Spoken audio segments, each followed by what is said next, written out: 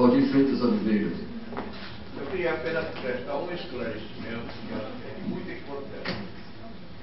A aproximação de Seabra em relação à política se deu por interesses puramente familiares. Na Bahia existiam 3 grandes primos carnais e que não apareciam como primos porque tinham sobrenomes diferentes. Zé Luiz de Almeida Couto, José Antônio de Freitas e Frederico Costa, primos carnais. A Amélia era irmã de Luiz Antônio e Seabra se aproximou dela por interesse eleitoral, visando os votos dos 3 primos de que ele se aproximara através de Amélia. Frederico Costa era primo carnal de Seabra. Da mulher de Seabra. Frederico Costa era prima carnal de Amélia. Então, como você Zé disse Luiz de que Almeida Couto era primo carnal de Amélia. Como você disse, meu amorzinho, que eles se casou por interesse político, não foi isso? Foi. Não foi o primeiro nem o último. Não. E depois eu estou me lembrando. Não é um sacramento, não, é um compromisso. Não, eu achei muito interessante. Obrigada pela intervenção. Eu estou me lembrando agora do grande historiador francês Pierre Renouvin, tem uma coleção fantástica sobre história internacional, que ele abre os livros assim: a história é uma interpretação. Então, na verdade, são fatos que, na verdade, não precisam ser ciências. Era para simplesmente subjetividade. Essa intervenção achei fantástica. Obrigada. Continua livre a palavra. Eu só gostaria de...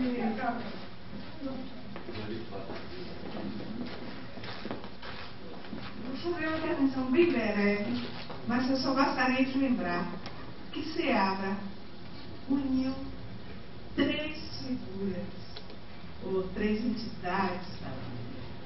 Castro Alves, foi com Seabra que houve a comemoração dos 100 anos do 2 de julho de 1923, e ele fez uma das maiores festas que a Bahia já teve. E o registro do Diário Oficial?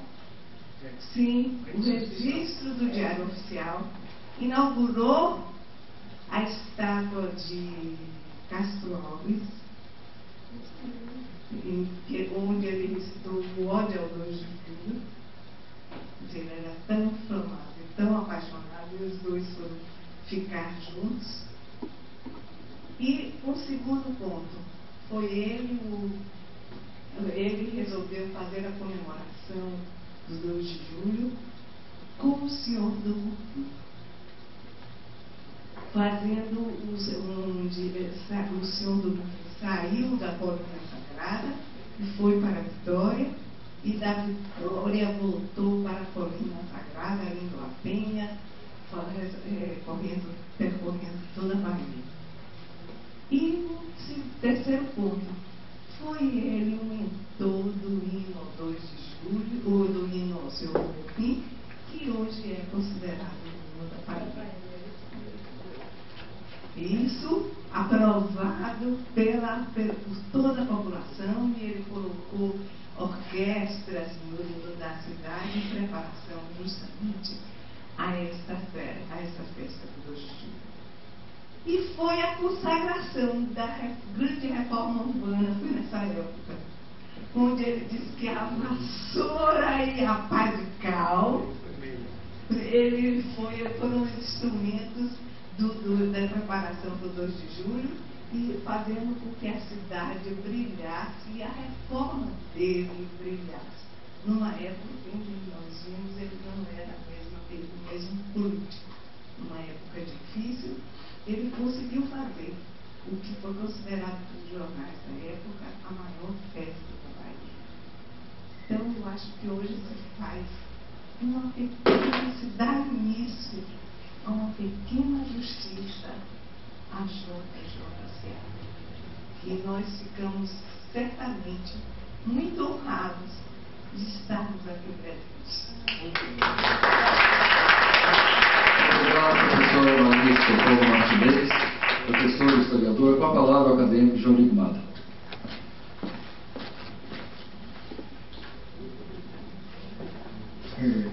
Presidente e mesa ilustre, eu fiquei empolgado com este painel, com este evento, com cada uma das comunicações. E me sinto, como disse aliás o Joacir, movido a fazer um comentário. Eu não gostaria até por questões de saúde e tal, como estou, né? Por fato de que estou operado de modo delicatíssimo de implante de córnea no olho esquerdo, feito em Sorocaba, São Paulo. Mas estou em franca melhoria. Então, por esse motivo, talvez eu não devesse falar. Mas acontece que, a partir da generosa, bondosa, carinhosa, muito feminina referência de Adélia Magali ao fato de que, estando eu aqui presente, né, eu representava 100 anos de ceabrismo. Uma declaração impressionante, né? Então, a partir daí, passando por revelações feitas pelo Jorge Ramos, particularmente por revelações feitas pelo nosso jovem desembargador, não parece, né? Não parece. E pela historiadora Sarmento, Silvia Sarmento, né? Porque especificamente você fez referência ao Congresso de Intendentes Municipais, né? Particularmente uma realização de Seabra audaciosa, uma fase em que ele já estava em declínio, começava a declinar. Foi em 1921, né? Um congresso realizado no prédio da Biblioteca Pública, construída e inaugurada por Antônio Muniz. Então, a partir dessas duas referências, eu gostaria de lhes dizer o seguinte: não é para ser moatizão, está me referindo a Marx. Luiz Henrique está aqui presente, que não me deixa mentir, nem vangloriar-me, né? É dizer o seguinte: há uma relação realmente antiga dos Mata com o Seabra. Porque meu bisavô, Paulo Joaquim Bernardes da Mata, era médico da Alfândega e secretário da Faculdade de Medicina. Meu bisavô era amigo fraterno do pai de José Joaquim Seabra, que era alto funcionário da Alfândega. Então, vem daí uma relação de amizade que passa para meu avô médico Eurico Joaquim Bernardes da Mata, médico de família, Nazaré das Farinhas, e que foi senador estadual, seabrista e intendente municipal. Eurico, seabrista. Eu estou percorrendo essa família, não demorarei muito nisso. E em seguida, meu pai, Edgar Mata, bacharel em Direito de 1913, de uma turma fantástica,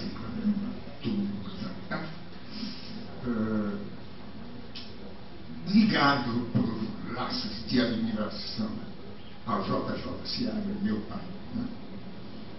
Veio a ser intendente municipal, seabrista, embora nomeado por decreto de Antônio Muniz, em 1919, mas seabrista. E foi como intendente municipal nesses anos, né, a partir de 19 a 23, quando ele ia ficar, foi eleito deputado. Foi eleito deputado, a 24 a 26, né, de 24 a 26. Quer ficar intendente municipal, foi escolhido carinhosamente, paternalmente, por J.J. Seara para ser o líder, vejam bem, desse Congresso de Intendentes Municipais. Edgar Paulo Camargo. Nessa época, havia um seabrismo exacerbado de Edgar, porque essa expressão dela, 100 anos de seabrismo, foi um negócio que me tocou. Nessa época, Edgar era um seabrista de 4 costados, né? Sem prejuízo do fato, vejam bem, de que em 19, Rui Barbosa, visitando Nazaré, ouviu, Valdir, coisa interessante, foi recebido com festas e grande oratória por Edgar Maga. E tenho ainda hoje a mesa estupenda, um trabalho de marcenaria nazarena de alto nível, uma mesa estupenda, está aqui em minha casa, né? Que era naturalmente de meu avô, né? Sobre a qual Rui Barbosa tomou café. Isso é uma referência só rápida para lhes dizer o seguinte: Edgar era, como intendente municipal, um anjo de J.J. E acontece que todo aquele episódio que foi referido aqui, o advento do Góes Salmão, etc., a eleição de Góes Salmão, com a força militar, né? Força militar. E Edgar foi, evidentemente, deputado, digamos assim, não vou dizer calmonista, mas que apoiou Calmon, tanto que Edgar aparece como um dos principais oradores ao receber Miguel Calmon, o ministro, aqui na Bahia. Miguel Calmon, ministro. Isso é uma referência, além de mencionar uma coisa que o Luiz Henrique sabe, a grande amizade que Edgar tinha com um dos filhos de Góes Calmon, que é Antônio Calmon, o mais esquerdista, Bom, por que eu faço essa referência? Para lhes dizer e concluir que no início, vamos dizer, da década de 30, eu estou saltando aí, no início da década de 30, quando Edgar vai ser advogado de defesa, vejam bem, do criminoso, pobre, miserável guarda civil que matou o Horácio de Matos, e que eu não preciso dizer a vocês aqui, seria uma tremenda inconfidência dizer o seguinte: as suspeitas de que quem mandou matar Horácio de Matos foi Juraci Magalhães. Mas isso eu estou dizendo aqui só para causar um certo momento. Mas vejam o que acontece. Início da década de 30, e aí eu estou concluindo, Edgar era um líder sindicalista, né, um líder trabalhista e, posso dizer, esquerdista. E vocês vão compreender que faz sentido essa referência.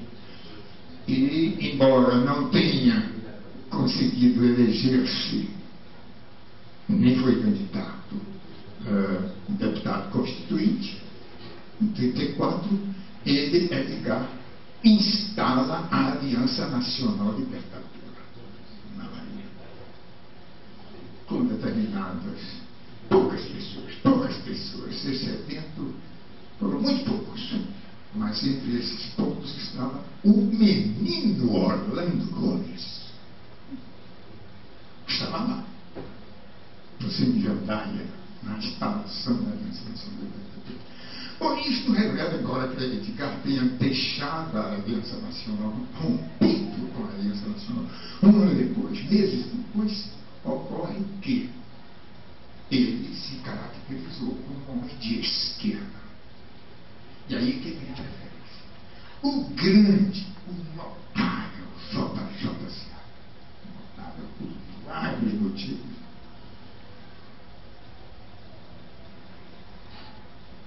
no meio do Congresso, de 34 a 37,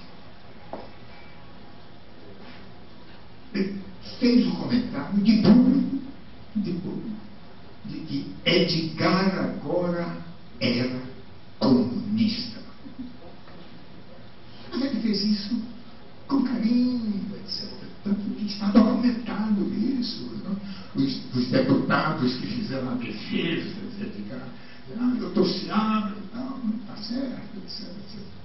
Acontece que, por essa razão, não porque Seabra tenha se revelado alma conservadora, se disse que os políticos da Bahia eram muito conservadores, porque, aliás, não foi, ele se portou, Seabra, no particular, meu pai estava com ele, né, esteve com ele, contra a ditadura, contra o golpe de Estado, contra o Estado Novo, etc, etc. Não vou contar essa história. Estavam juntos de acordo. Né?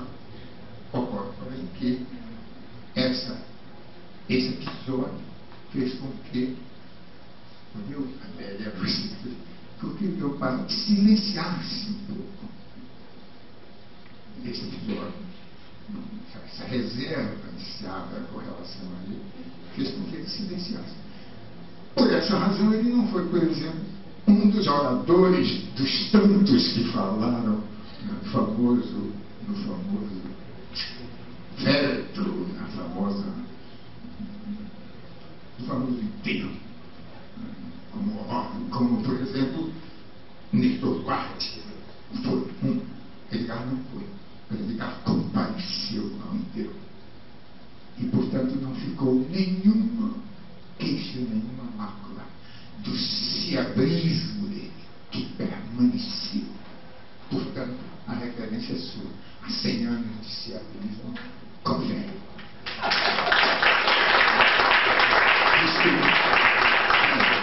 Passo a palavra à coordenadora dessa sessão para as suas últimas palavras.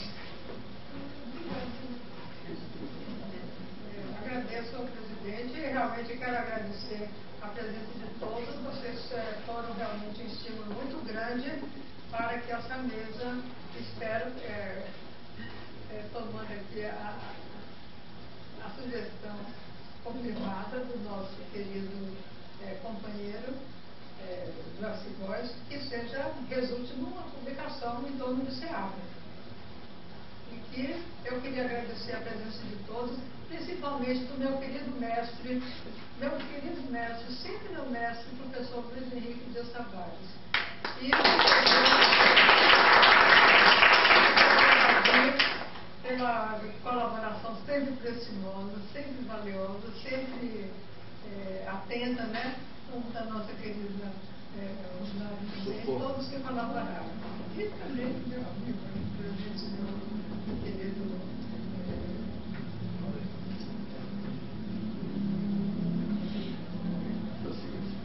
não estou falando de Joaci Góes.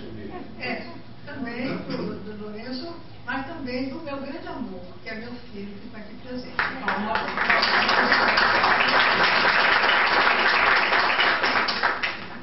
A fala dos oradores após essa mesa redonda, particularmente os acadêmicos e particularmente o acadêmico Joaci Góes, com o seu talento de orador e sua erudição, me desobrigam de palavras mais para encerrar esta sessão. Quero apenas dizer que a Casa hoje cumpriu mais uma vez seus objetivos, que são de preservar a memória dos que passaram por aqui e está sempre a promovê-los em sessões como estas e outros eventos. No caso particular de José Joaquim Seabra, sem dúvida que ele extrapola as suas atividades nesta casa, que foram aqui referidas.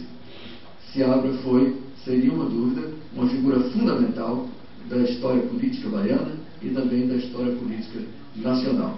Portanto, a iniciativa da acadêmica Consuelo Novaes Sampaio, de uma tarde com J. Seabra, engrandece esta casa. Quero agradecer a presença de todos, quero agradecer em particular a presença dos expositores e convidá-los para o lançamento do livro A Águia e a Raposa, de Silvia Sarmento. Está encerrada a sessão. Muito obrigado.